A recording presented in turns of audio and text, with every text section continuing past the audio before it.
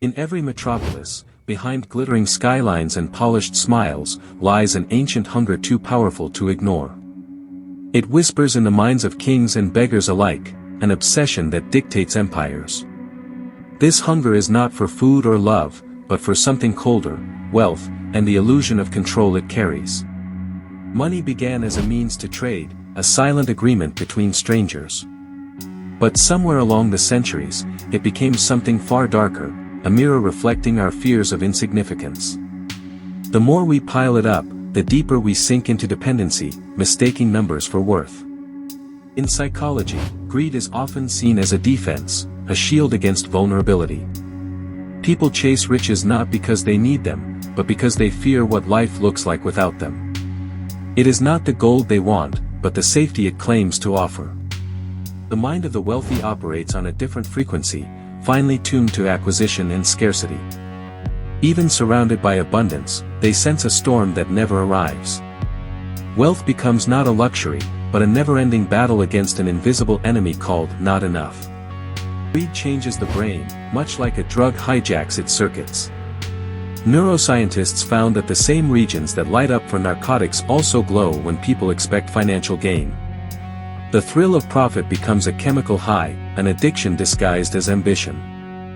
The paradox grows darker: the more you have, the more you crave.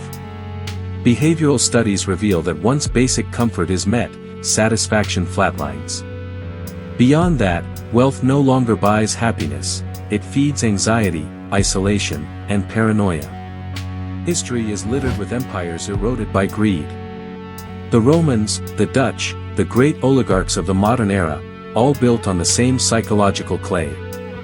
They rose not from virtue, but from obsession, and fell when their hunger outpaced their humanity.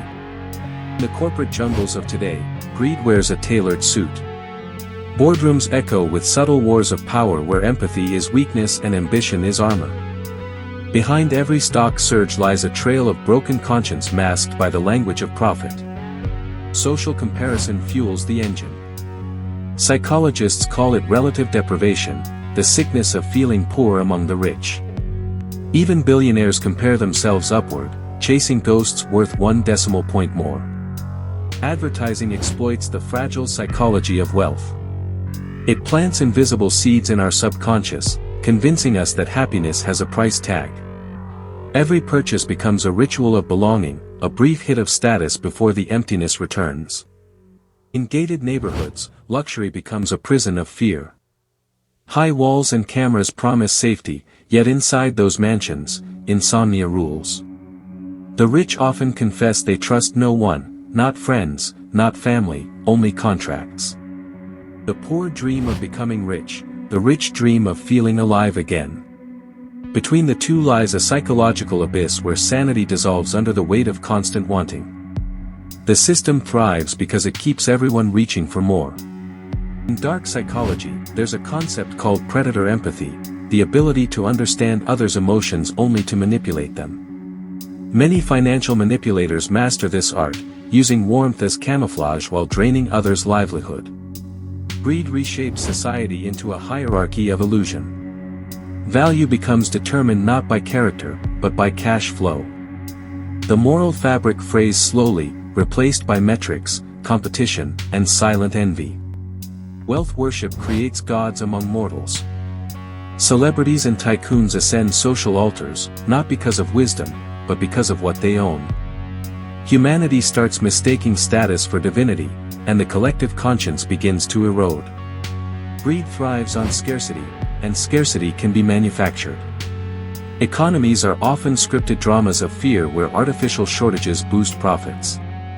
The masses panic, the markets surge, and a few smile behind opaque glass towers. In the silence of luxury, guilt festers. Psychologists note an undercurrent of shame among the excessively wealthy, often masked through philanthropy. Yet, even charity becomes performance, an elegant disguise for internal unrest. The relentless chase for wealth distances people from reality.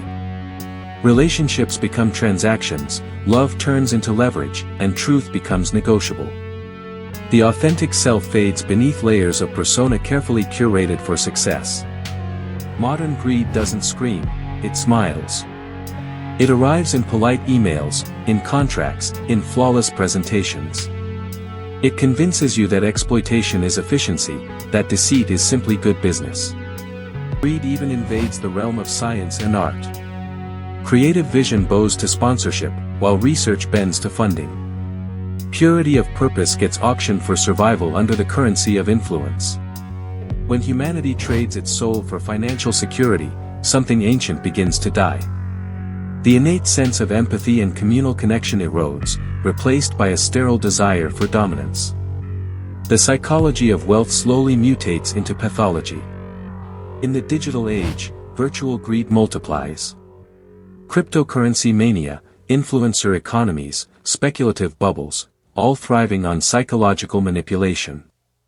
The illusion of fast wealth blinds millions to the same trap, emotional bankruptcy. Children grow up measuring their value through possessions. They learn early that visibility equals validation. By the time they enter adulthood, addiction to approval and material proof has already taken root deep within their psyche.